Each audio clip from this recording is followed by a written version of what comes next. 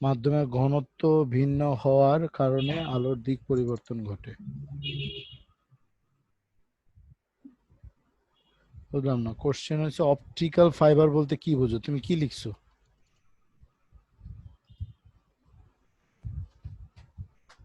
হয় নাই তো এটা। একের ক টিক চিহ্ন দাও, এক দাও, একের খ হয় নাই, কাইটে দাও।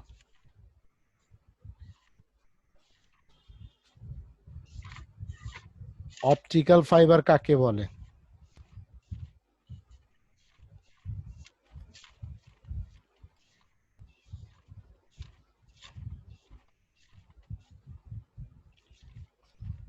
অপটিক্যাল ফাইবার হচ্ছে একটা স্বচ্ছ সরু কাঁচতন্তু, দেখছো? স্যার হুম। এটা তো লেখা নাই, বইতে লেখা আছে হচ্ছে আলোক রশ্মির দিক পরিবর্তনের কারণ কি। বইতে লেখা আছে কি আলোক রশ্মি দিক পরিবর্তনের কারণ, জি স্যার। আর এখানে লেখা হচ্ছে অপটিক্যাল ফাইবার কাকে বলে। জি স্যার। 3 নাম্বার কোশ্চেন কি দিয়া? স্যার কোনো 3 নাম্বার কোশ্চেন নাই এখানে, 1 আর 2 আছে। আচ্ছা, গয়ের কোশ্চেন কি ছিল? পুকুরে আনিসের পড়ে যাওয়ার কারণ ব্যাখ্যা করো। জি স্যার এটাই ছিল। এটা দাও নাই? জি স্যার দিছি তো। কই নাই তো, শুধু ঘ আছে।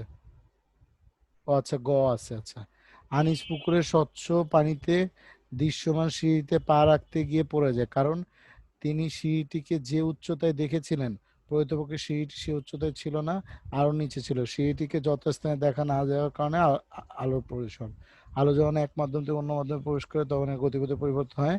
আনিস সিঁড়িটিকে বাতাস মাধ্যম থেকে লক্ষ্য করলো এবং সিঁড়িটি ছিল পানিতে, এর ফলে সিঁড়িটি একটি অবাস্তব প্রতিবিম্ব দেখতে পায় আনিস।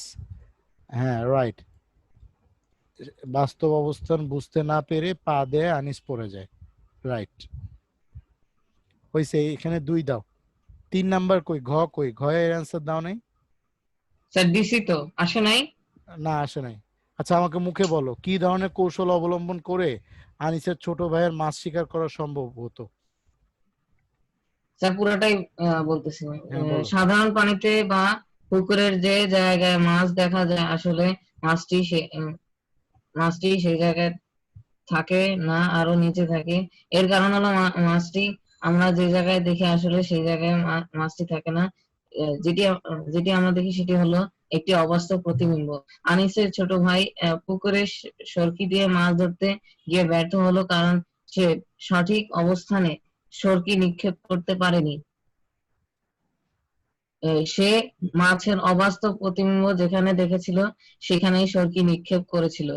আলোক রশ্মি পানি থেকে বায়ুতে আসায় মাছকে আনিসের ছোট ভাইয়ের চোখে দেখা যায়নি। প্রকৃতপক্ষে মাছের অবস্থান আরো নিচে ছিল, তাই আনিসের ছোট ভাইকে পানিতে কোনো বস্তুর অবস্থান নির্ণয় করার কৌশল জানতে হতো, তাহলে সে ব্যর্থ হতো না।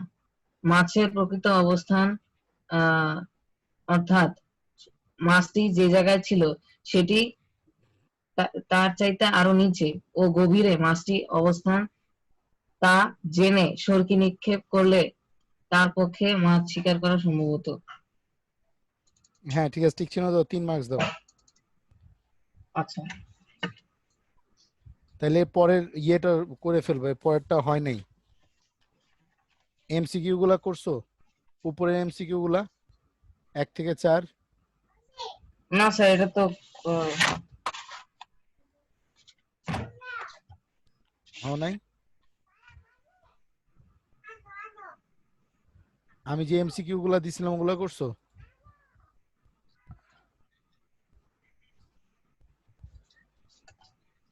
এই এমসিকিউ গুলা করছো?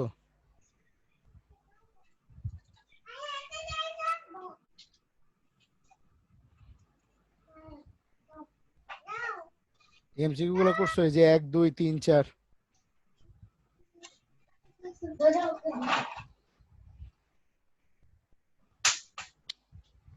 বলো এমসিকিউ গুলা বলো।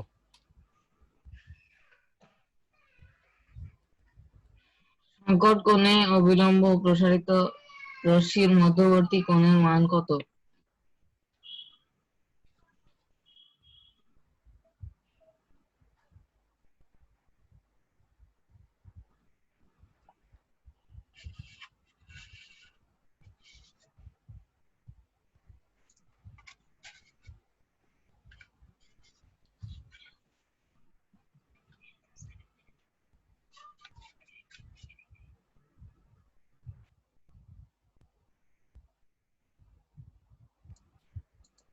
বইয়ের মধ্যে বের করো।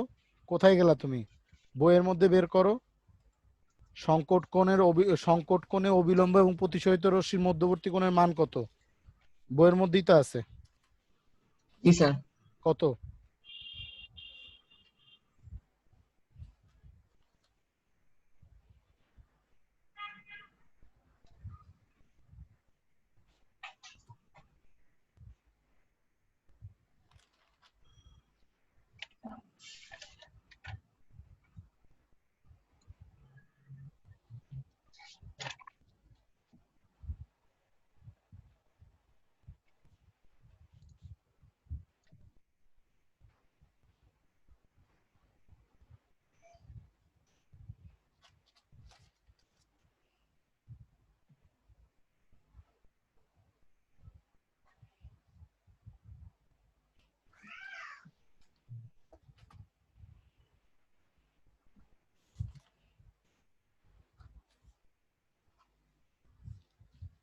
পাও নাই এখনো? না স্যার। আচ্ছা, তুমি আমার সংকট কোণ কাকে বলে সেটা বলো তো। সংকট কোণ হচ্ছে যেই যে কোণের কারণে আলো প্রতিফলিত হয়ে আবারও ঘন মাধ্যমে ফিরে আসে। হয় নাই, এটা তো পূর্ণ অভ্যন্তরীণ প্রতিফলন। সংকট কোণ কাকে বলে? বই দেখে সংকট বলো। কোণ হচ্ছে যে সংকট কোণ হচ্ছে যেই যেই কোণের মান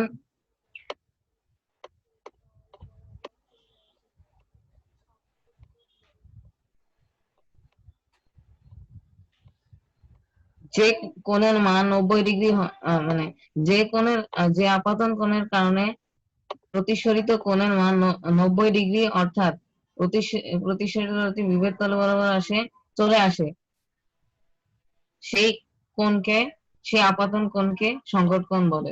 রাইট, তাহলে আপাতন কোণ যেই ডিগ্রি হইলে প্রতিসরিত কোণ বিভেদ তল বরাবর বের হয়ে যায়, তাহলে বিভেদ তল বরাবর গেলে সেটা অবিলম্ব থেকে কত ডিগ্রিতে থাকলে সে বিভেদ তল বরাবর চলে যায় প্রতিসরিত রশ্মিটা?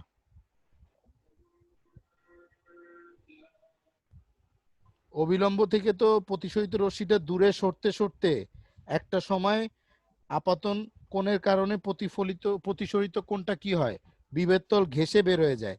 তাই বিভেদ তল ঘেঁষে বের হয়ে গেলে অবিলম্বের সাথে তার কোণের মান কত? 90 ডিগ্রি। হ্যাঁ, তাই তো এইটা তো তাই বলছে। সংকট কোণে অবিলম্ব ও প্রতিসরিত রশ্মির মধ্যবর্তী কোণের মান কত?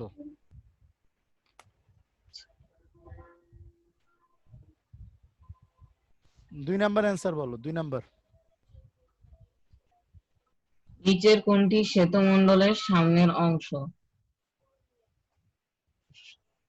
বই দেখো, বই দেখো। হয় না বললে বই দেখো, দেখে দেখে বলো, সমস্যা নাই।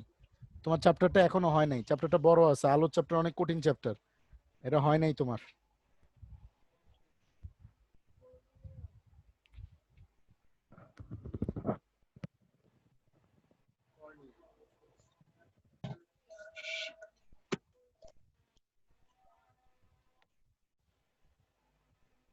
কর্নিয়া। 3 নাম্বার বলো। আপাতন কোণের মান 0 ডিগ্রি হলে প্রচ্ছেদন কোণের মান কত?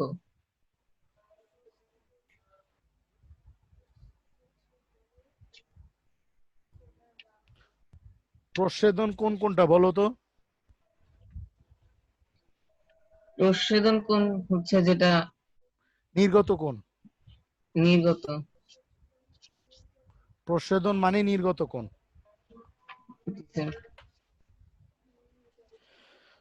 তা আপাতন কোণ আর নির্গত কোণ কি সমান?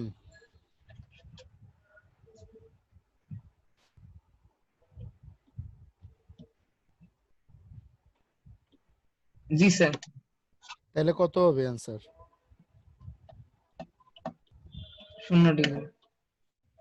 4 নম্বরে যাও। নিচের কোনটির উপর আলোকচিত্রগ্রাহী প্লেটের রূপার স্তরের পুরুত্বের তারতম্য নির্ভর করে?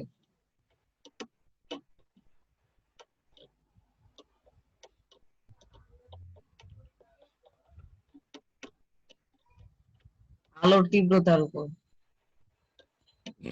পরেরটা বলো। ক্যামেরার লক্ষ্য বস্তুর যে অংশ যত উজ্জ্বল প্লেটের উপর তত কি জমা হয়?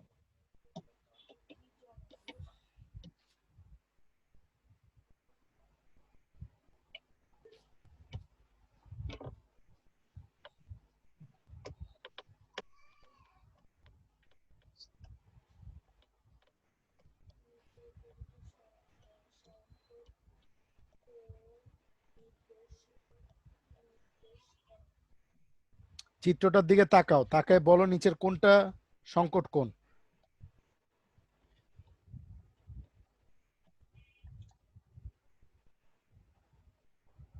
সংকট কোণ হচ্ছে এনওসি।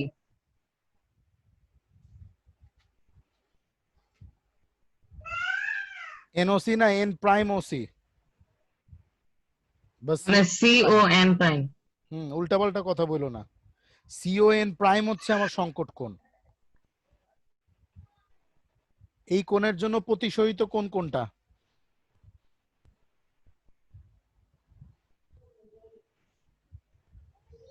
NOC prime. হ্যাঁ, এনওসি প্রাইম। তাহলে সিওএন প্রাইম হচ্ছে কি সংকট কোণ, আর এনওসি প্রাইম হচ্ছে কি প্রতিসরণ কোণ। 3 নাম্বার বলো।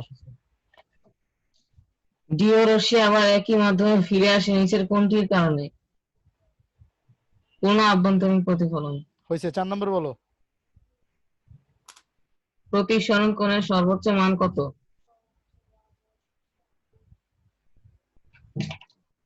প্রতিসরণ কোণের সর্বোচ্চ মান আহ, কেন বলো, কত ডিগ্রি? 120 ডিগ্রি। হ্যাঁ, এটা যদি আমার ইয়ে হয়, প্রতিসরণ যদি এইখান থেকে আলো যাওয়া শুরু করছে, সেইভাবে যাবে, এইভাবে যাবে, এইভাবে যাবে, এইভাবে যাবে, এইভাবে যাবে, কি তাই তো? জি স্যার। কিন্তু যদি সে এইভাবে না গিয়ে যদি এইভাবে চলে আসে, এটা কি আর প্রতিসরণ হবে?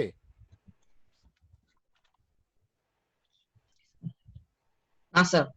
হ্যাঁ, না স্যার। তাইলে হাইয়েস্ট কত ডিগ্রি হইতে পারে প্রতিসরণ কোণ?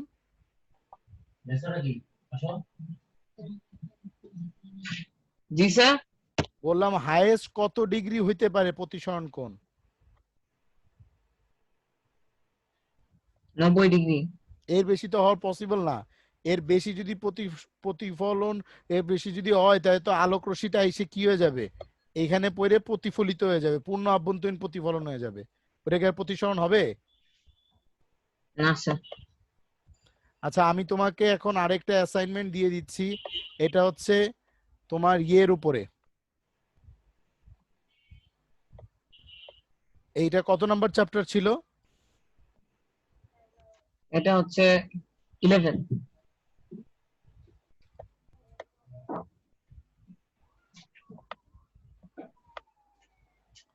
আচ্ছা, 11 এর উপরে তো আমি অলরেডি এখানে করাই ফেলছি। এই প্র্যাকটিস শেষে আমরা আজকে নতুন চ্যাপ্টার ধরবো। কোন চ্যাপ্টার ধরবো বলো?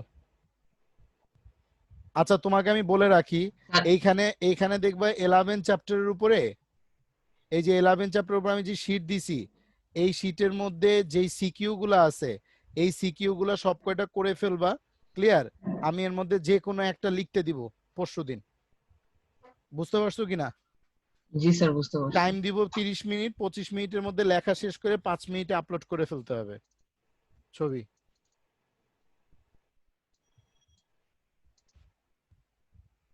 বুঝছো? বইয়ের বইয়ের একটা, আর এখানে হচ্ছে 3টা, লেখার দরকার নাই, মুখস্থ করে ফেলবা। বুঝছো? জি স্যার। আচ্ছা আমরা আজকে নতুন চ্যাপ্টার ধরবো, কোন চ্যাপ্টার ধরবো বলো? স্যার রাসায়নিক বিজ্ঞান, বিকিরণ।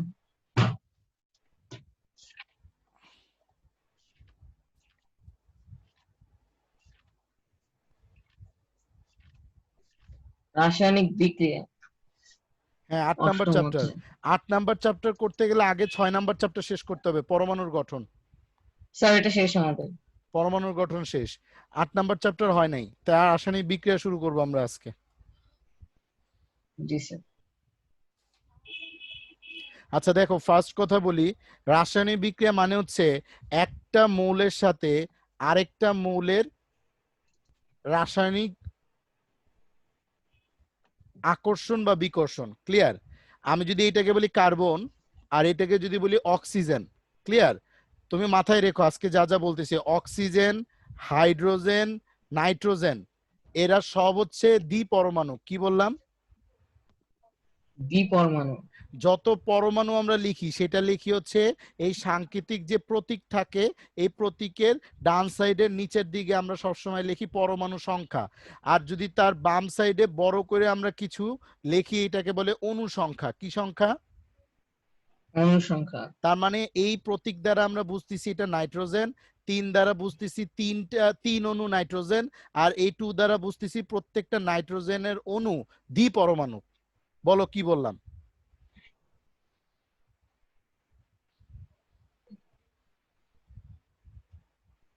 আমরা তাই লিখে ফেলো এটা। 3 and 2 মানে কি বোঝাচ্ছে?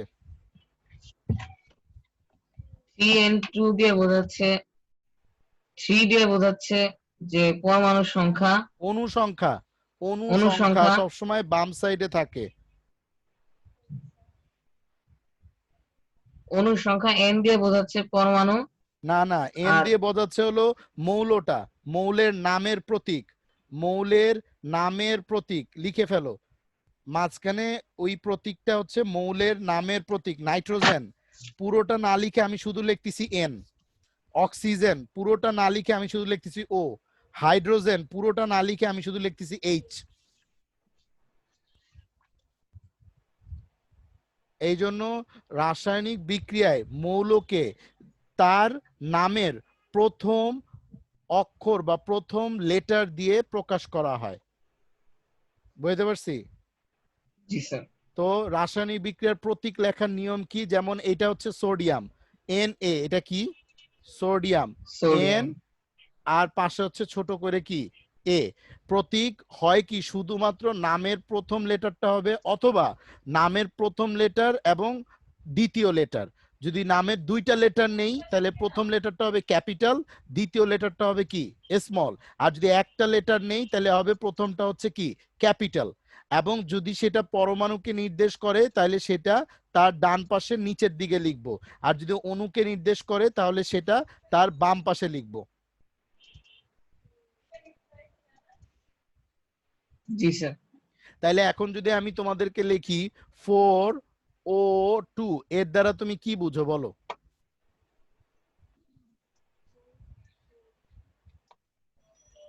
4O2 এর মানে হচ্ছে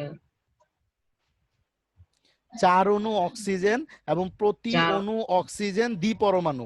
বলো আমার সাথে সাথে 3 বার। 4 অণু অক্সিজেন 4 অণু অক্সিজেন এবং প্রতি অণু অক্সিজেন দ্বিপরমাণু। এবং প্রতি অণু অক্সিজেন দ্বিপরমাণু। মানে এক অণু অক্সিজেনের মধ্যে পরমাণু সংখ্যা 2টা। বলো। জি স্যার। জি স্যার না, এক আমার অণু সাথে সাথে অক্সিজেন। মুখে বলো। এইখানে যতবার আমি যা বলবো তাই আমার সাথে সাথে উচ্চারণ করবা, নাইলে মুখে আসবে না। এটা মুখের তালুতে আসা দরকার। কেমিস্ট্রি মুখের তালুতে আসতে হবে প্রত্যেকটা কথা।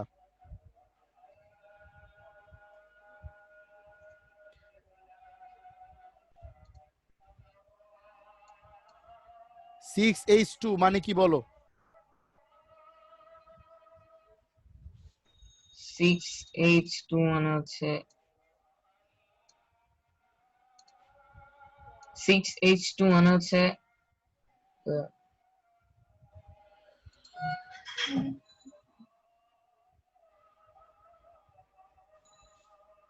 4O2 কি বলছিলাম? 6টা অক্সিজেনের অণু, 6টা অক্সিজেনের 6H2 H অক্সিজেন এইচ, না, H কি? 6টা হাইড্রোজেনের অণু, অণু, 6টা হাইড্রোজেনের অণু।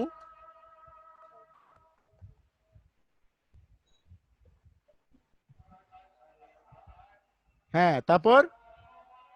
আর যেটা যোজনী হচ্ছে 2। আহা, যোজনী আসলো কোথা থেকে তোমার এখানে? এখানে যোজনী পাইলা কই? আমি তো যোজনী এখনো বলিই নাই। আমি বলছি প্রতিটা হাইড্রোজেনের অণু দ্বিপরমাণু। আচ্ছা, আচ্ছা না, বলো আমার সাথে। এই প্রতিটা নিয়ে হাইড্রোজেনের 3বার বললাম, তুমি বারবার আমার আচ্ছা বলছো। 4O2 মানে কি বলো? 4টা অক্সিজেনের অণু দ্বিপরমাণু। না, 4টা অক্সিজেনের অণু এবং প্রতিটা অক্সিজেনের অণু দ্বিপরমাণু। বলো। 4টা অক্সিজেনের অণু এবং প্রতিটা অক্সিজেন দ্বিপরমাণু। হ্যাঁ, তাহলে 6H2 মানে কি বলো? 6টা অক্সিজেনের অণু, প্রতিটা 6 নাই, H মানে 6টা অক্সিজেন না। হাইড্রোজেনের অণু, 6টা হাইড্রোজেনের অণু এবং প্রতিটা হাইড্রোজেন দ্বিপরমাণু। O2 মানে কি? একটা অক্সিজেনের অণু আর প্রতিটা ওই একটা না প্রতিটা অক্সিজেন দ্বিপরমাণু। হ্যাঁ, মানে একটা এক অণু অক্সিজেন যেটা দ্বিপরমাণু। বলো, এক অণু অক্সিজেন যেটা। এক অণু অক্সিজেন যেটা দ্বিপরমাণু। এটা কি? সি মানে কি বলো? সি মানে একটা এক অণু কার্বনের, কার্বন। এক অণু এক অণু কার্বন। কার্বন। আর পরমাণু কয়টা?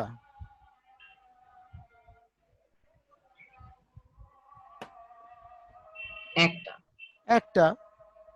তাহলে বলতে হবে কি, এইভাবে বলো, এক অণু কার্বন, এক পরমাণু। এক অণু কার্বন, এক পরমাণু। O2 মানে কি? এক অণু অক্সিজেন, এক অণু অক্সিজেন, দ্বিপরমাণু। দ্বিপরমাণু, রাইট। H2 মানে কি? এক অণু হাইড্রোজেন, দ্বিপরমাণু। হুম, এক অণু হাইড্রোজেন, দ্বিপরমাণু। 3N2 মানে কি? তিন অণু নাইট্রোজেন, দ্বিপরমাণু। 3 অণু নাইট্রোজেন, দ্বিপরমাণু। তাইলে আমরা ভাষা তো বুঝলাম নাকি? প্রত্যেকটা মানে শিক্ষার পিছনে কি আছে? নতুন কোনো না কোনো ভাষা আছে। তো যেই ভাষায় যেই শিক্ষা নিতে হয় সেই ভাষায় আমাকে কথা বলতে হবে। বুঝতে পারছি কিনা? রাসায়নিক বিক্রিয়ার মূলত উদ্দেশ্য হচ্ছে স- যখন কোনো শক্তি উৎপন্ন করে সেটা হচ্ছে রাসায়নিক বিক্রিয়া। কার্বন একটা শক্তি, অক্সিজেন আরেকটা শক্তি। এরা দুইজন বিক্রিয়া করে উৎপন্ন করবে কি? Carbon die oxide. কি উৎপন্ন করবে? Carbon die oxide. তো এই কার্বন ডাই অক্সাইড কি? আরেকটা শক্তি। কার্বন হচ্ছে কি? সলিড। কার্বন কি? সলিড। সলিড। কার্বনের নিচে ব্র্যাকেটে লিখবা সলিড। অক্সিজেন কি? গ্যাস। অক্সিজেনের নিচে ব্র্যাকেটে কি লিখবা? গ্যাস। আর গ্যাস। কার্বন ডাই অক্সাইড হচ্ছে কি? গ্যাস। তাহলে এটার নিচে ব্র্যাকেটে কি লিখবা? গ্যাস। আমরা পৃথিবীর যত রকমের আমাদের মৌল আছে সেটা 3 রকমের। হয় সেটা হবে কি?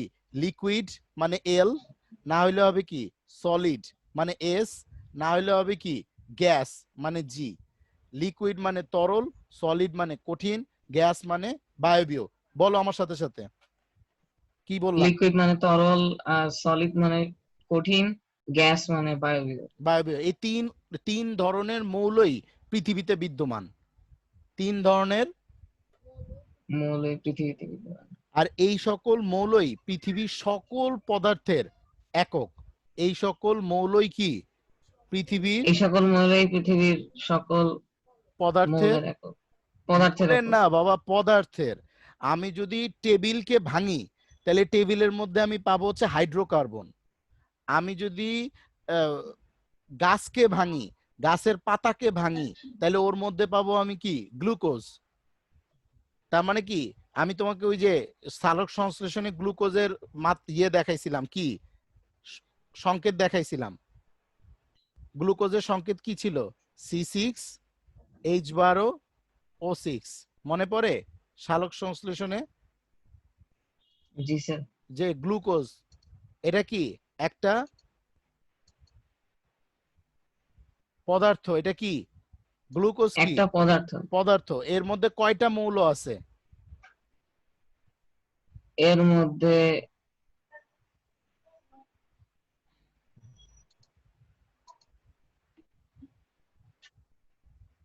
3টা মৌল, কি কি? মানে 3টাই মৌল হচ্ছে কার্বন, হাইড্রোজেন আর অক্সিজেন। কার্বনের এখানে অণু সংখ্যা কয়টা? পরমাণু সংখ্যা কয়টা? 6টা। কি বললা? ছয়টা? ছয়টা কি পরমাণু না অণু? অণু সংখ্যা একটা আর পরমাণু সংখ্যা 6টা। হ্যাঁ, এইভাবে কথা বলো।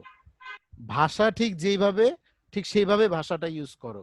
হাইড্রোজেন এখানে কয়টা অণু, কয়টা পরমাণু? একটা অণু, 12টা পরমাণু। চমৎকার। অক্সিজেন কয়টা অণু, কয়টা পরমাণু? একটা অণু, 6টা পরমাণু। 6টা পরমাণু, রাইট। আচ্ছা, তাহলে আমরা অণু শিখলাম, পরমাণু শিখলাম, মৌল শিখলাম, প্রতীক শিখলাম, সংকেত। আচ্ছা, এবার দেখো, এই যে বিক্রিয়াটা, লাইক আমি বললাম কি, H2 মানে হাইড্রোজেন, ক্লিয়ার, প্লাস হচ্ছে কি O2 মানে কি অক্সিজেন, অক্সিজেন। ক্লিয়ার। এই দুইটা মিলে হইলো ধরো H2O মানে কি পানি। কথা বুঝতে পারছো? জি স্যার। তাহলে এই যে পুরোটা, এটাকে বলা হচ্ছে রাসায়নিক সমীকরণ। কি বলে? রাসায়নিক সমীকরণ। এই রাসায়নিক সমীকরণের বাম পাশে যারা থাকে এদেরকে বলে উৎপাদ, মানে সরি বিক্রিয়ক। কি বলে? বিক্রিয়। এই সমীকরণের বাম পাশে যারা থাকে তারা বিক্রিয়ায় অংশগ্রহণ করে বিধায় তাদেরকে আমরা বলি বিক্রিয়ক। কি বলি? বিক্রিয়। মানে বিক্রিয়ায় অংশগ্রহণ করে বিধায় এদেরকে কি বলি? বিক্রিয়। বিক্রিয়ক। আর এরা বিক্রিয়ার মাধ্যমে যা উৎপন্ন করে সেটাকে বলি উৎপাদ। কি বলি? এরা বিক্রিয়ার মাধ্যমে যা উৎপাদন করে তাকে উৎপাদ। এই যে এইখানে আমি যা যা লিখলাম সব খাতায় তুলছো?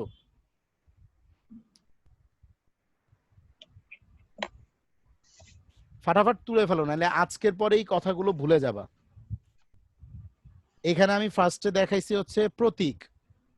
প্রতীক কাকে বলে? মৌলের প্রকাশককে প্রতীক বলে। লিখো, প্রতীক। মৌল প্রকাশককে, মৌলের প্রকাশককে প্রতীক বলে।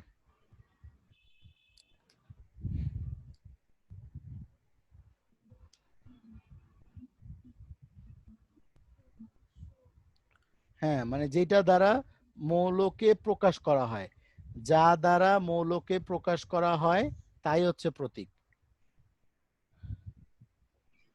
কি লিখছো? প্রতীক কাকে বলে, কি লিখছো?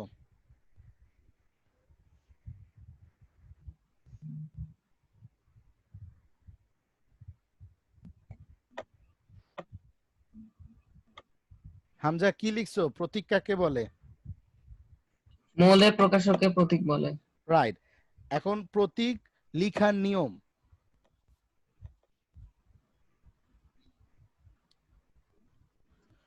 মৌলের নামের প্রথম অক্ষর অথবা মৌলের নামের প্রথম দুই অক্ষর, যার প্রথমটা হবে ক্যাপিটাল, দ্বিতীয়টা হবে স্মল লেটার।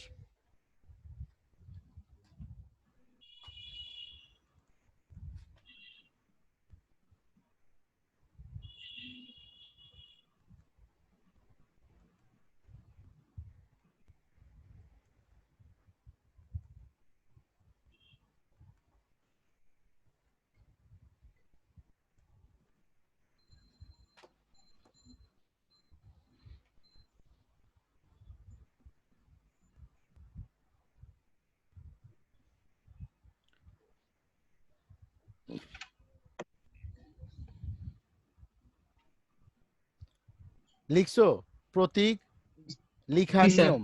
আচ্ছা, এবার লেখো সংকেত কাকে বলে? একাধিক প্রতীকের মাধ্যমে যে যৌগ বা আয়ন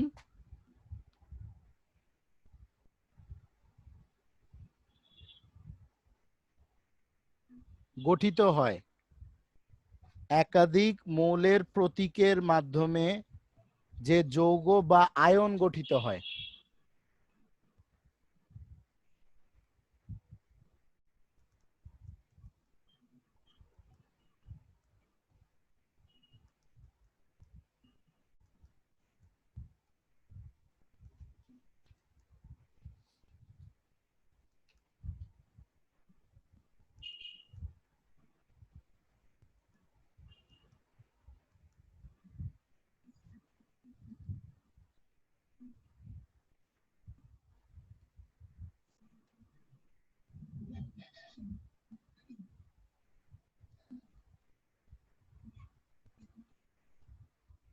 হ্যাঁ, সংকেত কাকে বলে? কি লিখছো? একাধিক মৌলের প্রতীকের মাধ্যমে মাধ্যমে যে যৌগ প্রতীকের যে যৌগ বা বা আয়ন আয়ন গঠিত হয়। গঠিত হয় তাকে সংকেত বলে। রাইট। এখন দেখো, তুমি নিচে উদাহরণ লেখো। Carbon plus oxygen equals to, বা ইকুয়ালস দিও না, একটা টান দিয়ে তীর চিহ্ন দাও, দিয়ে লেখো কার্বন ডাই অক্সাইড। এই যে আমি স্ক্রিনে লিখে দিছি, কার্বন প্লাস অক্সিজেন, তীর চিহ্ন দিয়ে লেখো carbon die oxide.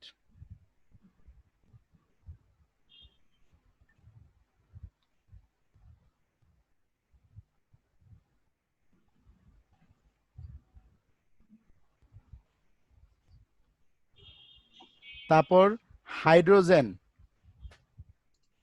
Plus hydroxyl ion, O H minus. তাইলে এখানে কি কি হইলো? হয় হাইড্রোজেন একটা মৌল, আর হাইড্রক্সিল, এটার নাম কি? Hydroxyl ion. এই মৌল আর আয়ন মিলে তৈরি হচ্ছে কি? একটা যৌগ, যেটার নাম কি? পানি। এটা উদাহরণে লিখো, কিন্তু এই হাইড্রক্সিলের নিচে লিখো আয়ন, আর H2 নিচে লেখো কি? মৌল।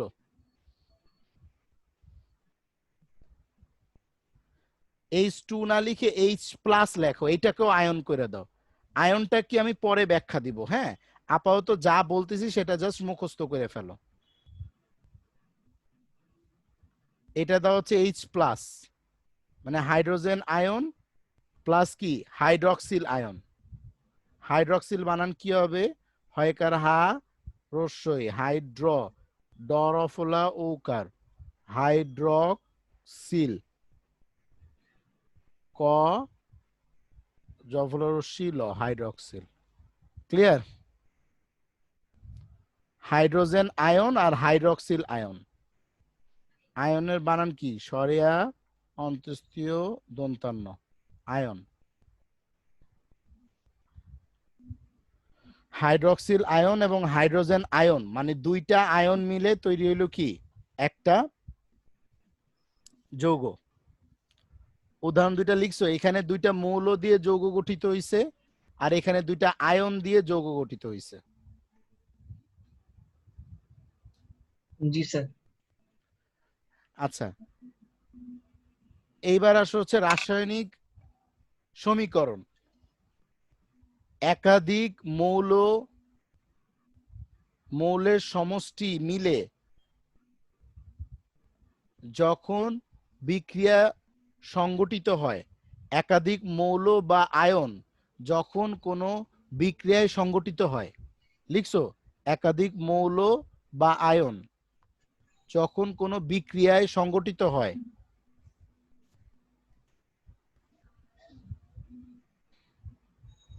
একাধিক মৌল বা আয়ন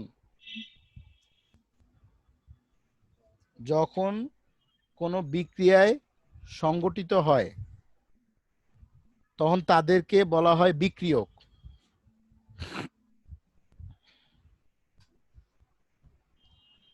বিক্রিয়ার ফলে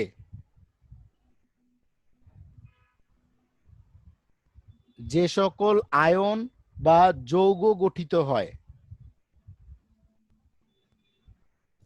যে সকল আয়ন বা যৌগ গঠিত হয়, বিক্রিয়ার ফলে যে সকল আয়ন বা যৌগ গঠিত হয়,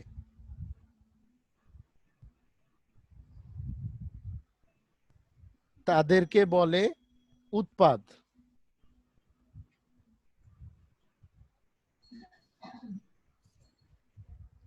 কতটুকু লিখছো হামজা, বলো।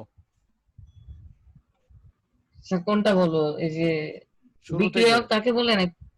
না, এই যে রাসায়নিক সমীকরণ কাকে বলে এটা বলার জন্য আমি যে শুরু থেকে যা যা বললাম। আচ্ছা, মৌলের প্রকাশককে প্রতীক বলে। একাধিক মৌলের প্রতীকের মাধ্যমে যে যৌগ বা আয়ন তৈরি হয় তাকে সংকেত বলে। মৌল যেমন মানে তাকে সংকেত বলে, যেমন carbon plus oxygen carbon die oxide, hydrogen ion plus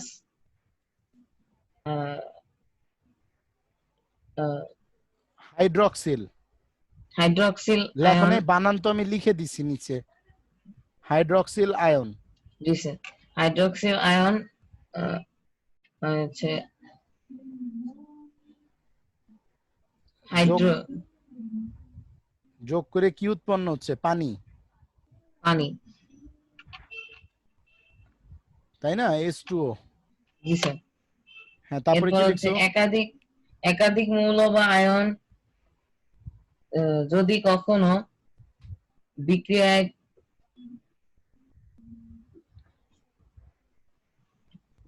গঠিত হয় তাকে। না না, একাধিক মৌল বা আয়ন যদি কোনো বিক্রিয়ায় অংশগ্রহণ করে তাদেরকে বলা হয় বিক্রিয়ক। একাধিক মৌল বা আয়ন বিক্রিয়ায় অংশগ্রহণ করতে হবে। যদি তারা বিক্রিয়ায় অংশগ্রহণ না করে তাহলে আমরা তাদেরকে বিক্রিয়ক বলতে পারবো না। আর যখন একাধিক মৌল বা আয়ন বিক্রিয়ায় অংশগ্রহণ করে তখন তাদেরকে বলে বিক্রিয়ক। আর বিক্রিয়ার ফলে এক বা একাধিক যৌগ বা আয়ন গঠিত হয় তাদেরকে বলে উৎপাদ। বিক্রিয়ার ফলে এক বা একাধিক কি উৎপন্ন হয়? আয়ন বা যৌগ। যৌগ তাদের কি বলে? উৎপাদ। উৎপাদ। যে বিক্রিয়ায় বিক্রিয়ক এবং উৎপাদ দ্বারা সংগঠিত হয় সেটাই হচ্ছে রাসায়নিক বিক্রিয়া, এবং সেটার সাংকেতিক বহিঃপ্রকাশই হচ্ছে রাসায়নিক সমীকরণ। তুমি কি আমার ব্যাখ্যাগুলো বুঝতে পারতেছো? সংজ্ঞাগুলো তুমি গাইডে পাবা, বইতে পাবা, অভাব নাই, কিন্তু আমার ব্যাখ্যাগুলা কি বুঝতে পারতেছো কিনা? জি স্যার। প্রতীক কি, সংকেত কি, প্রতীক লেখার নিয়ম, বিক্রিয়ক কি, উৎপাদ কি, বিক্রিয়কের ফলে উৎপাদের উৎপত্তি হয় বিক্রিয়ায়, এটুক বুঝছো সব? জি স্যার। আচ্ছা, আজকের ভিডিওটা আমি আপ করে দিব, এটা আবার দেখো। এবার আমরা একটু টানা পৃষ্ঠাগুলো পড়বো। ফার্স্ট হচ্ছে দেখো, প্রতীক সংকেত যোজনী কাকে বলে? বইয়ের মধ্যে দাগাও, আমি অলরেডি বলে ফেলছি। ঠিক আছে, সপ্তম শ্রেণীতে আমরা প্রতীক সংকেত সম্পর্কে কিছুটা ধারণা পাইছি। হ্যাঁ, এ পর্যন্ত 118টা মৌলিক পদার্থের কি নাম জানা গেছে। 118টা মৌল সম্বন্ধে আমরা কি জানতে পারছি। মৌলের পুরো নাম না লিখে ইংরেজি বা ল্যাটিন নামের একটি বা দুইটি অক্ষর সংক্ষেপে মৌলটিকে প্রকাশ করা হয়। তাহলে মৌলের প্রতীক কাকে বলে? দাগাও। মৌলের পুরো নামের ওই সংক্ষিপ্ত রূপকে বলা হয় কি? প্রতীক। যেমন হাইড্রোজেন, অক্সিজেন, ক্যালসিয়াম। আমি আবার আরেকটা দিয়ে দিছিলাম, সেটা হচ্ছে কি? সোডিয়াম। দাগাইছো? জি স্যার। আচ্ছা, এবার সংকেত কাকে বলে? কোন মৌল বা যৌগের অণুর সংক্ষিপ্ত রূপকে সংকেত বলা হয়। যেমন হাইড্রোজেন অণুর সংক্ষিপ্ত রূপ কি? H2। অক্সিজেন অণুর সংক্ষিপ্ত রূপ কি? O2। ওই যে তুমি বললা না, এক অণু অক্সিজেন দ্বিপরমাণুক, বলছে না? এক অণু হাইড্রোজেন কি? দ্বিপরমাণুক বলছো? জি স্যার। ওইটাই এখানে। হাইড্রোজেন ক্লোরাইড, এখানে হাইড্রোজেন আছে আর ক্লোরিন আছে, তাহলে এদের দুইজনের বিক্রিয়ায় আমরা বলবো হাইড্রোজেন ক্লোরাইড। কি বলবো? Hydrogen hydrogen chloride. ক্লোরাইড। এখন যদি আমি এখানে সোডিয়াম রাখতাম তাহলে কি বলতাম? ধরো সোডিয়াম ক্লোরিন, তাহলে আমি এই যৌগটার নাম কি বলতাম? সোডিয়াম আছে এবং ক্লোরিন আছে, তাহলে কি বলতাম? Sodium chloride. Sodium chloride. একটু আগে যদি হাইড্রোজেন আর অক্সিজেনকে বলি হাইড্রোজেন ক্লোরাইড, তাহলে সোডিয়াম আর ক্লোরিনকে কি বলবো? Sodium chloride. যদি পটাশিয়াম আর ক্লোরিন থাকে তাহলে কি বলবো? Potassium chloride. Potassium chloride. আরে বাঘের বাচ্চার মতন জোরে বলো, ভয় পাওয়া যাবে না। আমি যদি বলি যে সোডিয়াম আছে আর আছে হচ্ছে কি আয়ন, কি আছে? আয়ন। আমার কথা বুঝতে পারছো? তাহলে এটা আমি কি বলবো? Sodium, sodium ion. না সোডিয়াম আয়োডাইড। ক্লোরিনকে যদি বলি আয়োডাইড। ক্লোরাইড, তাহলে আয়নকে কি বলবো? আয়োডাইড। লাস্টে সবসময় আইড যুক্ত করবা। কি যুক্ত করবা?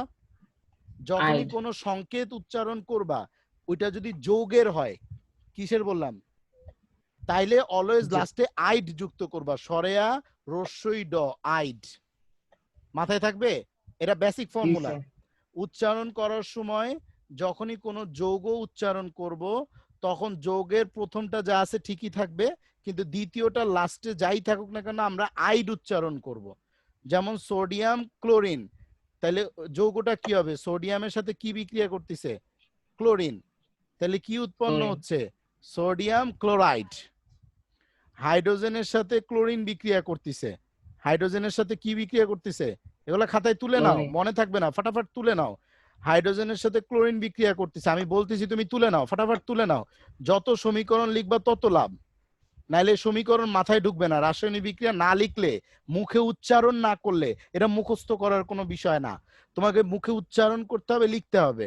যেমন সোডিয়াম ক্লোরিন যোগ করে কি হচ্ছে? Sodium chloride. ক্লিয়ার? একটা তীর চিহ্ন দিয়ে লেখো sodium chloride. H2O hydrogen plus chlorine, তাহলে কি হচ্ছে? Hydrogen chloride. Sodium plus iodine, sodium plus কি? Iodine, iodine, iodine. ঠিক আছে? তাহলে কি উৎপন্ন হচ্ছে? Sodium iodide.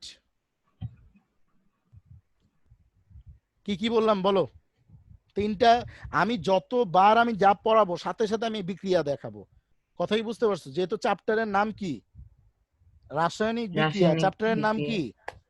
এই জন্য কথায় কথায় রাসায়নিক বিক্রিয়া করতে হবে, কথায় কথায়। আমরা প্রত্যেক লাইন পড়বো আর বিক্রিয়া করব, আর বিক্রিয়া করব আর মুখস্থ করব। প্রথম অবস্থায় মুখস্থ করব, পরে আস্তে আস্তে এটা আমরা বুঝে যাব, মাথায় ঢুকে যাবে। ক্লিয়ার? জি স্যার।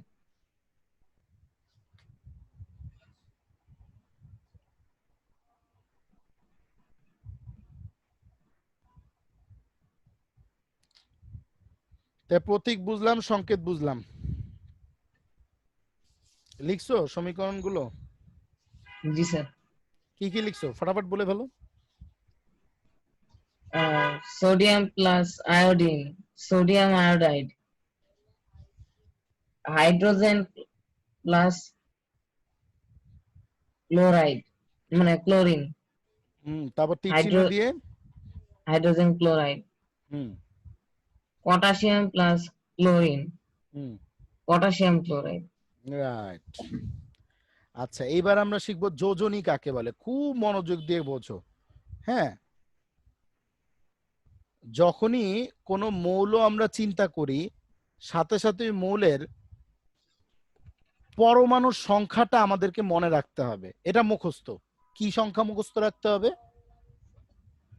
পরমাণু সংখ্যা। আমরা ক্লাস 8-এ 18টা মৌলের পারমাণবিক সংখ্যা মনে রাখবো। 18টা মৌলের কি সংখ্যা মনে রাখবো? পারমাণবিক। পারমাণবিক কি সংখ্যা বলো? এই পারমাণবিক সংখ্যাগুলো কোথায় আছে? এই যোজনী বুঝার আগে আমরা আগে সেই লিস্টটা দেখে আসি। পারমাণবিক সংখ্যার একটা লিস্ট আছে এই চ্যাপ্টারের মাঝে। পৃষ্ঠাগুলো উল্টাও, দেখবে একটা টেবিল আছে। এই টেবিলটা আগে আমরা একটু পড়ে আসি, তাহলে যোজনীটা আমরা খুব ভালো মতন বুঝবো। আচ্ছা, এখানে টেবিলটা নাই। আছে, এখানে আছে।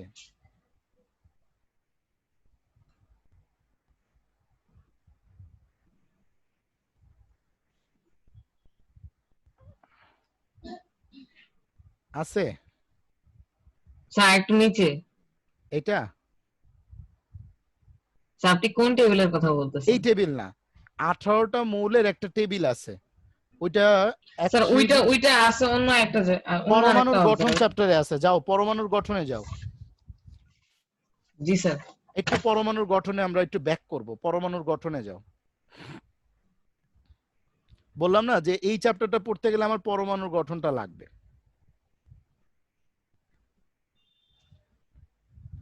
পাইছো? টেবিলটা পাইছো? জি স্যার। একটু খেয়াল করো, হাইড্রোজেনের পারমাণবিক সংখ্যা কত?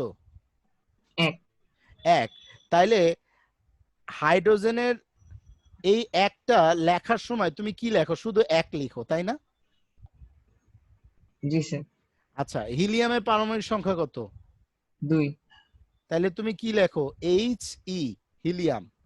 এরা পূরণ করছো, আরেকবার এটা নিয়ে একটু আলোচনা স্যার করতেছি। এটা HI হওয়ার কথা। না, হিলিয়াম হবে He, হিলিয়াম।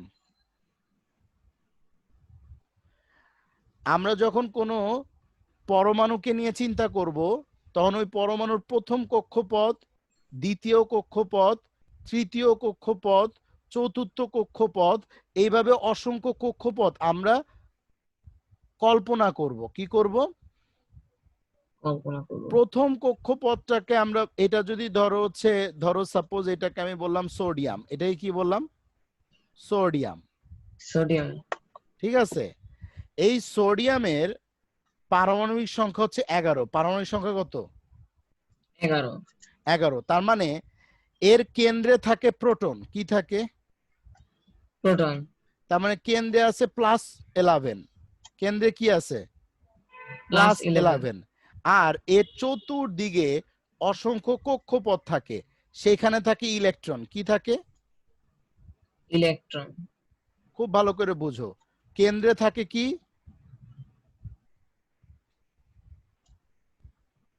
ধনাত্মক আয়ন, প্রোটন। কেন্দ্রে থাকে কি? প্রোটন। এটা মুখস্থ করতে হবে, কথাটা মুখস্থ। কোন পরমাণুর, কোন মৌলের, কোন পরমাণুর কেন্দ্রে থাকে প্রোটন, প্রোটন। ধনাত্মক আয়ন। প্রোটন, ধনাত্মক আয়ন। কেন্দ্রে থাকে কি? ধনাত্মক আয়ন। প্রোটন, ধনাত্মক আয়ন। কি থাকে? প্রোটন ধনাত্মক আয়ন। যে পরিমাণ ধনাত্মক আয়ন কেন্দ্রে থাকে, ঠিক সেই পরিমাণ ঋণাত্মক আয়ন কেন্দ্রের বাইরে ঘোরাফেরা করতে থাকে, যেটাকে বলে ইলেকট্রন। ঋণাত্মক আয়ন কি বলে? ইলেকট্রন। ঋণাত্মক আয়ন। তার মানে আমি প্রোটন ধনাত্মক আয়ন আর ইলেকট্রন ঋণাত্মক আয়ন, এই দুইটা জিনিসকে নিয়েই হয় কি? পরমাণু। তাই পরমাণুর কেন্দ্রে থাকে ধনাত্মক আয়ন, আর কেন্দ্রের বাইরে থাকে কি? ঋণাত্মক আয়ন। এবং এই ঋণাত্মক আয়নগুলোকে, ইলেকট্রনগুলোকে আমরা সাজাই এমন ভাবে যে এর প্রথম স্তরে সর্বোচ্চ 2টা ইলেকট্রন থাকতে পারে। এই সূত্রটা কি? 2n²। সূত্রটা কি? 2n²। মানে যদি এনটা হয় কক্ষপথ নাম্বার, তাহলে প্রথম কক্ষপথ n = যদি 1 হয়, তাহলে 2n² এর মান কত হয়? 2n² এর মান হয়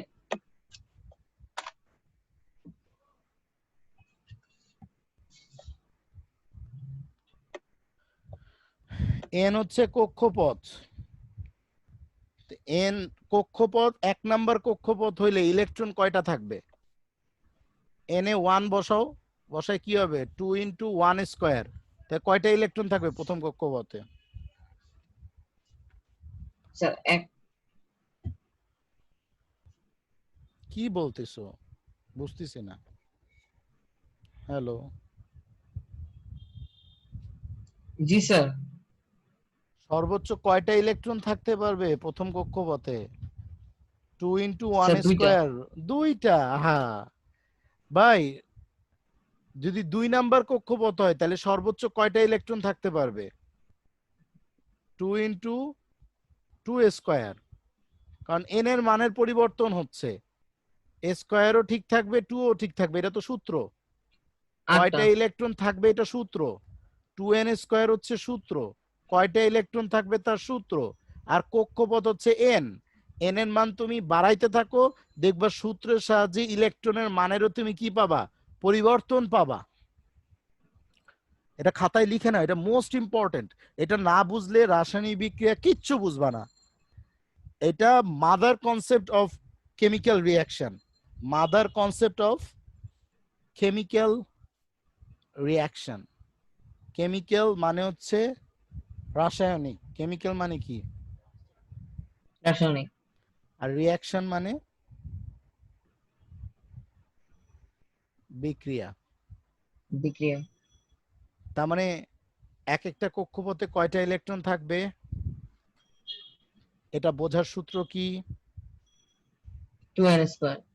তাহলে প্রথম কক্ষপথে কয়টা ইলেকট্রন থাকবে, সর্বোচ্চ? 2টা। দ্বিতীয় কক্ষপথে কয়টা থাকবে? 8টা। তৃতীয় কক্ষপথে কয়টা থাকবে? 16টা। হয় নাই, 2n স্কয়ার। তৃতীয় কক্ষপথ n যদি 3 হয় তাহলে কত হবে? তৃতীয় কক্ষপথ n যদি থার্ড হয়, প্রথম কক্ষপথে থাকবে 2টা, তাই না? n1, 18টা। রাইট। তাই প্রথম কক্ষপথে যদি 2টা হয় সূত্রের সাহায্যে, তাহলে দ্বিতীয় কক্ষপথ সূত্রের সাহায্যে হয় কয়টা? 8টা। তাই তৃতীয় কক্ষপথ সূত্রের সাহায্যে হয় কয়টা? 18টা। চতুর্থ কক্ষপথ একটু কি আজকে আমরা জানবো, চতুর্থ কক্ষপথ পর্যন্ত জানলেই এইটা আমাদের জন্য যথেষ্ট, 9-এ গিয়ে আমরা আরো বেশি জানবো। চতুর্থ কক্ষপথ সূত্রের সাহায্যে কত হয়, কয়টা হয় ইলেকট্রন? সূত্র 2n স্কয়ার, 32। রাইট, 32টা। এতটুকুই আমরা মুখস্থ করে ফেলবো। তাইলে 2n স্কয়ার সূত্রের সাহায্যে প্রথম কক্ষপথে 2টার বেশি ইলেকট্রন আমি রাখতে পারবো না, দ্বিতীয় কক্ষপথে 8টার বেশি আমি ইলেকট্রন রাখতে পারবো না, তৃতীয় কক্ষপথে 18টার বেশি ইলেকট্রন আমি রাখতে পারবো না, চতুর্থ কক্ষপথে বেশি ইলেকট্রন আমি রাখতে পারবো। হামজা, আচ্ছা। এইবার আসো যোজনীতে আসতেছি, এবার আমাকে ফাটাফাট অ্যান্সার দিবা। হাইড্রোজেন, এটা প্রথম কক্ষপথে কয়টা ইলেকট্রন থাকবে, প্রতীক কি? এর পারমাণবিক সংখ্যা কয়টা? 1। তার মানে এর প্রথম ইলেকট্রন মানে প্রথম এর কেন্দ্রে আছে প্রোটন কয়টা? একটা। আর এর বাইরে ইলেকট্রন থাকবে কয়টা? একটা, একটা। অলওয়েজ। মানে কেন্দ্রে প্রোটন যতগুলো থাকবে এর পারমাণবিক সংখ্যা যত হবে এর ইলেকট্রন সংখ্যা ঠিক তত হবে। কি বললাম? প্রোটন সংখ্যা যত হবে ইলেকট্রন সংখ্যা ততই হবে। অত হবে। এই জন্যই পরমাণুকে পারমাণবিক নিরপেক্ষতা বলা হয়। পরমাণুকে কি বলা হয়? নিরপেক্ষ বলা হয়। কারণ কেন্দ্র পজিটিভ যেই শক্তি আছে, কেন্দ্রের বাইরে যে শক্তি আছে, দুই শক্তি কি সমান, এবং দুইটা প্লাস মাইনাস। এখন যদি আমি বলি কেন্দ্রে আছে +11, ঠিক আছে, আর কেন্দ্রের বাইরে আছে কি -11, তাহলে ইকুয়ালস টু কি? 0। তার মানে কি?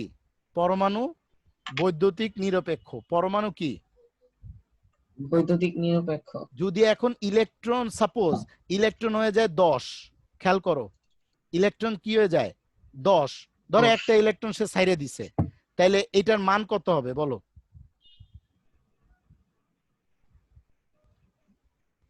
9। দূর, একটা ইলেকট্রন ছাইড়ে দিছে বাবা, একটু যোগ বিয়োগ ভুল করো না প্লিজ, এটা ক্লাস 2-3 বাচ্চার ম্যাথমেটিক্স।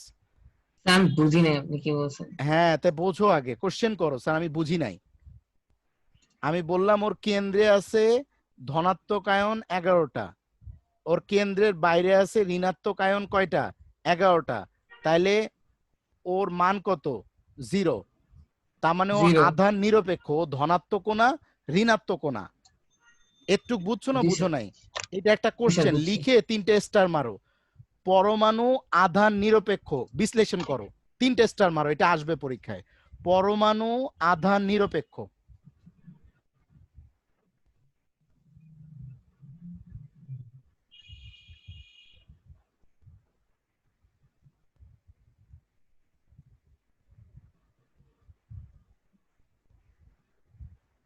কেন বলতো, কেন পরমাণু আধান নিরপেক্ষ কেন? কারণ এর প্রোটন সংখ্যা ইলেকট্রন সংখ্যা সমান। রাইট, কারণ পরমাণুর কেন্দ্রে, কথাটা একটু গোছায় বলো, পরমাণুর কেন্দ্রে প্রোটন সংখ্যা এবং কেন্দ্রের বাইরের কক্ষপথে ঘূর্ণায়মান ইলেকট্রন সংখ্যা সমান, যার কারণে তার আধান নিরপেক্ষ। জি স্যার। তুমি যা বলছো ঠিক আছে, কিন্তু কথাটা কি হবে, এই ভিডিওটা আরেকবার দেখে একটু সাজায় কথাগুলো লেখো, গাইডে বলো বইতে বলো, কথাগুলো সাজায় লেখা আছে। এখন আমি যদি বলি এটা হচ্ছে সোডিয়াম, সোডিয়াম কি আধান নিরপেক্ষ। এখন আমি যদি বলি সোডিয়ামের কেন্দ্রে প্রোটন আছে কি 11টা, কিন্তু কেন্দ্রের বাইরে একটা ইলেকট্রন সে ছাইরে দিছে, একটা ইলেকট্রন কি ছাইরে দিছে, ছেড়ে দিছে। তাইলে এটা যোগ বিয়োগ করলে এখানে কত হয়? +11 -10 কত হয়? +1। +1। তাহলে যদি একটা ইলেকট্রন সে ছেড়ে দেয়, তাহলে তার আধান কত হয়ে যাবে? 0 থাকবে? না, তখন তার আধান কি হয়ে যাবে? ধনাত্মক হয়ে যাবে। তাইলে তার চেহারা তখন আর শুধু সোডিয়াম হবে না, তখন তার চেহারার উপরে একটা প্লাস চিহ্ন দিতে হবে। একটু কি বুঝছো না বুঝো নাই? জি স্যার, বুঝছি। যোজনীর দিকে আমরা যাচ্ছি, আমাদের মূল উদ্দেশ্য হচ্ছে যোজনী শেখা, কিন্তু এই যোজনী শেখার আগে আমাকে বুঝতে হবে যে আমার পরমাণুগুলো কখন নিরপেক্ষ থাকে, আর আমার পরমাণুগুলো কখন কি হয়, ধনাত্মক আয়ন হয়, এবং আর কখন ঋণাত্মক। ঋণাত্মক ঋণাত্মক আয়ন হয়। কখন ধনাত্মক আয়ন ঋণাত্মক হয়, আয়ন, আর কখন কখন ঋণাত্মক। ঋণাত্মক আয়ন হয়, এটা বুঝতে হবে। তাহলে আমি দেখতেছি যদি আমি ইলেকট্রন ছেড়ে দিই, তাহলে আমার আয়ন হয়ে যাচ্ছে কি পজিটিভ, তাই না? জি স্যার। এখন ধরো আমি ক্লোরিন, এই যে এখান থেকে আমি একটা ক্লোরিন নিলাম, এই যে ক্লোরিন, ক্লোরিনের বইয়ের মধ্যে দেখো ক্লোরিনের পারমাণবিক সংখ্যা 17। ক্লোরিনের পারমাণবিক সংখ্যা কত? 17। 17। তাহলে ক্লোরিনের পারমাণবিক সংখ্যা 17 মানে হচ্ছে এর কেন্দ্রে আছে কি 17টা, বলো কেন্দ্রে কি আছে? 17টা কি? প্রোটন। প্রোটন। কথা বলতেছো না কেন? আচ্ছা, কেন্দ্রের বাইরের ঘূর্ণায়মান পথে কি আছে 17টা? 17টা ইলেকট্রন। ইলেকট্রন। তাহলে ক্লোরিনের অবস্থা এখন কি ধনাত্মক, ঋণাত্মক, নিরপেক্ষ? কোনটা? নিরপেক্ষ। নিরপেক্ষ। এখন যদি সে একটা ইলেকট্রন গ্রহণ করে, তাহলে তার ইলেকট্রন সংখ্যা কি বেড়ে যাবে না? জি স্যার। তাহলে তার ইলেকট্রন সংখ্যা কি হলো? বেড়ে গেল। বুঝছো না বুঝো নাই? জি স্যার, বুঝছি। সে একটা ইলেকট্রন কি করছে? গ্রহণ করছে। তাহলে যখন ক্লোরিন 17 ছিল, সে যখন একটা ইলেকট্রন গ্রহণ করে ফেলছে, তখন আমরা যোগ বিয়োগ করে দেখলাম যে তার আর নিরপেক্ষ থাকলো না, তার আয়ন কি হয়ে গেল?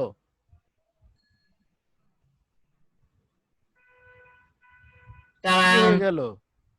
আহ, ঋণাত্মক হয়ে গেছে। ঋণাত্মক হয়ে গেল। হয় আয়ন নিরপেক্ষ থাকবে, নয় আয়ন ধনাত্মক হবে, নয় আয়ন ঋণাত্মক হবে। এই তিনটা ছাড়া তো আর একটা পরমাণুর কোনো আয়ন হইতে পারে না, পারে কি?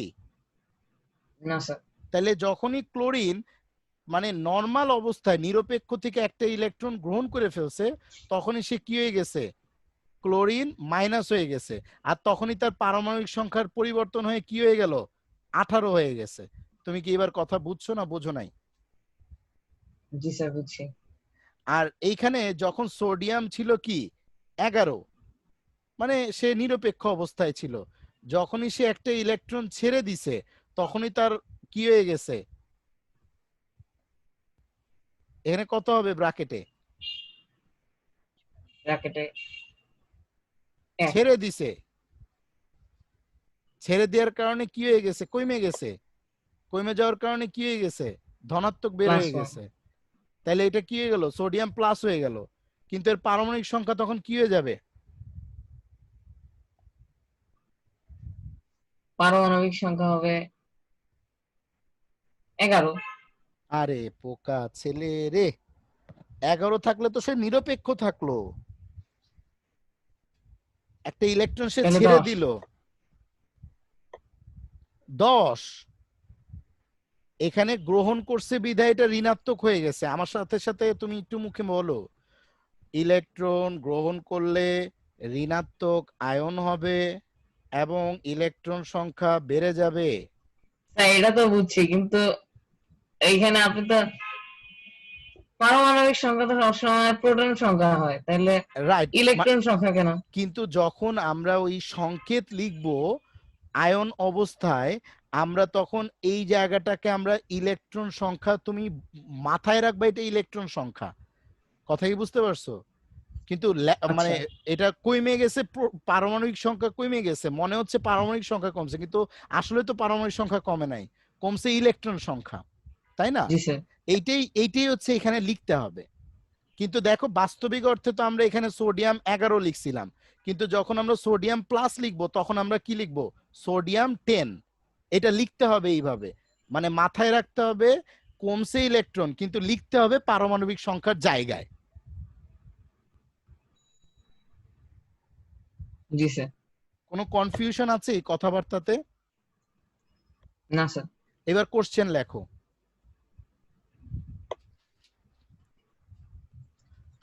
পরমাণু চ্যাপ্টারে 18টা মৌলের পারমাণবিক সংখ্যা মুখস্থ করতে হবে।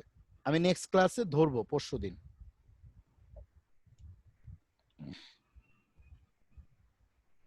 লিখছো? কি লিখছো বলো? পরমাণুর চ্যাপ্টারের পরমাণুর গঠন চ্যাপ্টারের 18টা মৌলের পারমাণবিক সংখ্যা এবং ইলেকট্রন বিন্যাস। আমি অলরেডি ইলেকট্রন বিন্যাসও শিখাইলাম, যে প্রথম কক্ষপথে 2টার বেশি থাকবে না, দ্বিতীয় কক্ষপথে 8টার বেশি থাকবে না, তৃতীয় কক্ষপথে 18টা বেশি থাকবে না। আপাতত তৃতীয় কক্ষপথ পর্যন্তই তোমাদের 18টা মৌলের ইলেকট্রন বিন্যাস, প্রতীক, পারমাণবিক সংখ্যা মুখস্থ করে আসতে হবে নেক্সট ক্লাসে। বুঝতে পারছো? জি স্যার। তাহলে হোমওয়ার্ক ক্লিয়ার?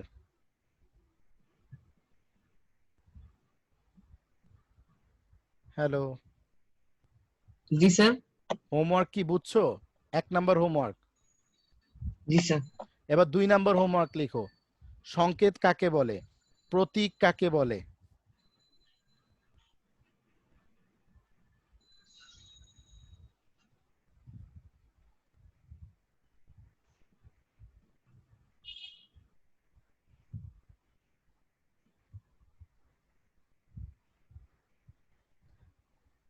এবং এই চ্যাপ্টারের এই টেবিলটা মুখস্থ করে আসতে হবে। মৌল যৌগ মূলকের যোজনী। মৌল কি আর যৌগমূলক কি এটা নিয়ে আমরা নেক্সট ক্লাসে আলোচনা করব, কিন্তু এই টেবিলটা মুখস্থ করে আসতে হবে। যে অধাতু মৌল, আমার সাথে সাথে একটু মুখে মুখে বলো। অধাতু মৌল অধাতু মৌল। যোজনী 1-এ আছে hydrogen, fluorine, chlorine, bromine, iodine. মুখস্থ। যোজনী একে hydrogen, fluorine, chlorine, bromine, iodine. মুখস্থ। যোজনী 2 আছে। কেন এরা যোজনী 1-এ, এটার ব্যাখ্যা দিব পরশুদিন ক্লাসের শেষে। আগে তুমি এই টেবিল এবং পরমাণুর গঠন চ্যাপ্টারের ওই টেবিল, ইলেকট্রন বিন্যাস, পারমাণবিক সংখ্যা, প্রতীক, এই জিনিসগুলো আগে তুমি আমার সামনে মুখস্থ করে আইনে দাও। এরপর আমি তোমাকে বুঝাই দিব কেন কোন জায়গায় কি হইল। Homework clear?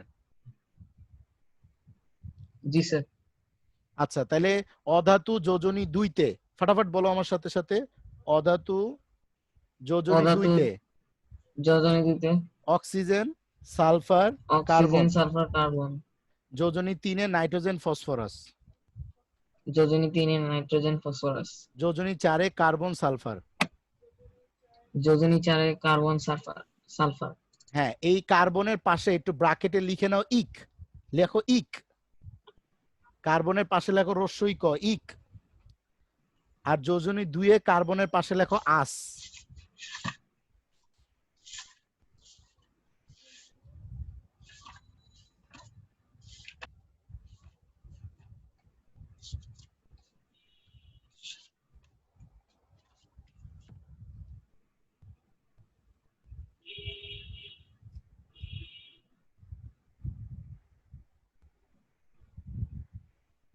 জি স্যার। এবার আসো ধাতু। ধাতুর যোজনী একে আছে sodium, potassium, copper, silver, gold. ধাতু যোজনী একে sodium, potassium, copper, silver, gold. এখানে যে জায়গাগুলোতে আস লেখা আছে, কেন লেখা আছে এটার ব্যাখ্যা দিব পরশুদিন যোজনী শেখা শেষ হইলে। কথা বুঝতে পারছো? ইলেকট্রন বিন্যাস, জি স্যার। ক্যাটায়ন মানে ধনাত্মক আয়ন, অ্যানায়ন মানে ঋণাত্মক আয়ন, যোজনী কয়টা জিনিস বললাম, ক্যাটায়ন ধনাত্মক আয়ন, অ্যানায়ন ঋণাত্মক আয়ন, যোজনী।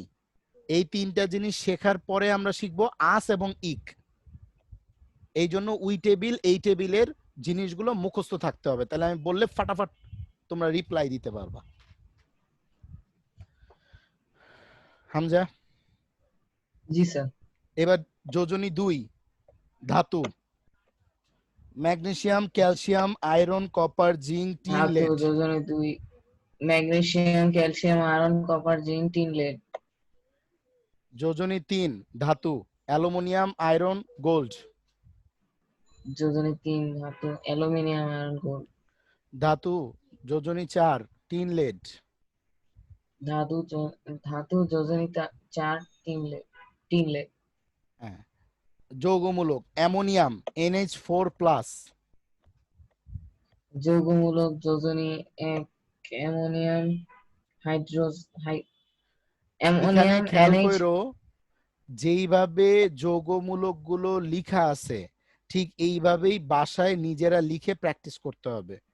NH4+টা আর একটু উপরের দিকে দেয়া, তার মানে নাইট্রোজেনটা লিখতে হবে, তারপর হাইড্রোজেনটা লিখতে হবে, হাইড্রোজেনের নিচে 4 দিতে হবে, আর উপরে একটা প্লাস চিহ্ন দিতে হবে।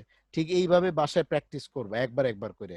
Ammonium, hydroxyl, nitrite, nitrate, hydrogen carbonate. বলো। Ammonium hydroxyl, nitrite, nitrate, hydrogen carbonate. যৌগমূলক যোজনী 2, দেখো এইখানে যতগুলো যোজনী আছে এখানে একটা প্লাস চিহ্ন, এখানে একটা মাইনাস চিহ্ন, একটা মাইনাস চিহ্ন, একটা মাইনাস চিহ্ন, একটা মাইনাস চিহ্ন, এই জন্য এরা সবাই কি যোজনী 1-এর। কথা বুঝতে পারছো? আর এখানে দেখ সবাই দুইটা দুইটা, carbonate 2-, sulphite SO3 2-, sulphate SO4 2-, sulphite SO3 কিন্তু উপরে হবে কি 2-। বুঝতে পারতিছো? জি স্যার। এরা হচ্ছে সবাই যোজনী 2। আর ফসফেটে তাহলে দেখো PO4 কিন্তু যোজনী 3 হওয়ার কারণে উপরে কি দিয়া 3-। বুঝতে পারছো? এইভাবে একটু মনে রাখার ট্রাই করো, কেন কোনটা কি হইলো এগুলোর ব্যাখ্যা আমি পরশুদিন ক্লাসে দিব, যদি আজকের পড়াটা পরশুদিন শেষ করে আসতে পারো, না হলে আবার লেট হয়ে যাবে। বাবা ক্লিয়ার? জি স্যার। ওকে, তাহলে আজকের মতন ক্লাস শেষ করি।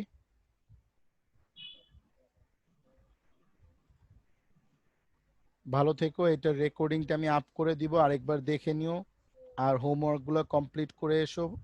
কালকে ম্যাথগুলো শেষ করো, যা দিছি ম্যাথের আমি কালকে শুরু করব 4.4। আমাদের এখনো 5 বাকি আছে, 6, 7, 8 পরিসংখ্যান বাকি আছে, অনেকগুলা চ্যাপ্টার বাকি। সো একটু ধৈর্যশীল হও যাতে করে আমরা শেষ করতে পারি। ঠিক আছে? কষ্ট হবে কিন্তু একটু ফাস্ট যাব।